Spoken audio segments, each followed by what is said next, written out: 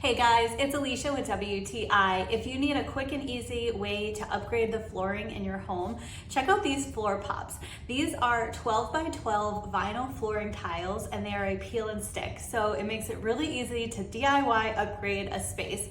So we were looking for an affordable way to just upgrade and refresh this area where we do our laundry in the basement, and these definitely did the trick. So they're very easy to work with. You literally just peel off the paper backing and there is an adhesive already on the tile, and then you just stick it down. So it's definitely best to work from the center of the room out, and we found these easy to line up and they really looked great. There are prep instructions, so depending on what type of floor you are putting these tiles over, you want to make sure that you prepare it properly so that you'll have the best adhesion.